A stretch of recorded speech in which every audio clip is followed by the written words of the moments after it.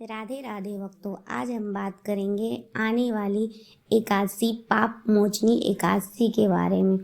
चैत्र मास के कृष्ण पक्ष की आने वाली एकादशी को पाप मोचनी एकादशी के नाम से जाना जाता है। पाप मोचनी एकादशी व्रत की पूजा विधि: सुबह जल्दी उठकर स्नान करें और साफ कपड़े पहनें। पूजा घर पर भगवान विष्णु की मूर्ति या तस्वीर रखें। दीपक जलाएं और फूल फल तुलसी दल चढ़ाएं। व्रत का संकल्प लें। मैं पाप मोचनी एकादशी का व्रत कर रहा या कर रही हूँ।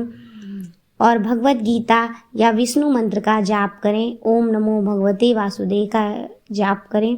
एकादशी व्रत कथा सुने या पढ़ें। भगवान जी की आरती करें और प्रसाद चढ़ाएं। अगले दिन द्वादशी को ब्राह्मण या जरूरतमंद को दान देकर व्रत खोलें। पाप मोचनी व्रत एकादशी की कथा कुछ इस तरह है। मेधावी ऋषि नाम के एक ऋषि थे जो जंगल में कठोर तपस्या कर रहे थे। उसी समय स्वर्ग की एक अप्सरा मंजू घोष वहां आई। उसकी सुंदरता देखकर ऋषि का मन तपस्या से हट गया और वे कई वर्षों तक उसके साथ रहने लगे।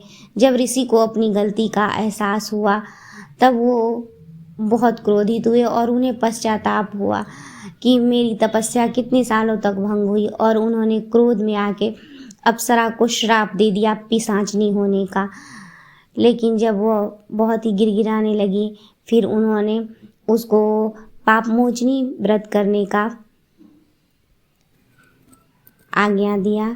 फिर वो अपने पिता चावन्य ऋषि से उपाय पूछे तो ऋषि चावन्य ने भी पापमोचनी एकादशी व्रत करने का ही सुझाव दिया। फिर ऋषि ने श्रद्धा से यह व्रत किया और उनके सभी पाप समाप्त हो गए। इसलिए इस एकादशी पर पाप से मुक्ति पाने के लिए ये जरूर करना चाहिए। व्रत का संकल्प: आप पूजा के समय ऐसा बोल सकते हैं कि हे विष्णु भगवान, मैं श्रद्धा और भक्ति से पाप मोचनी एकादशी का व्रत कर रहा हूँ। कृपया मेरे सभी पापों को नष्ट करें और मुझे सद्बुद्धि व शांति प्रदान करें। छोटी सी टिप्स ये भी है कि इस दिन चावल नहीं खाना चाहिए।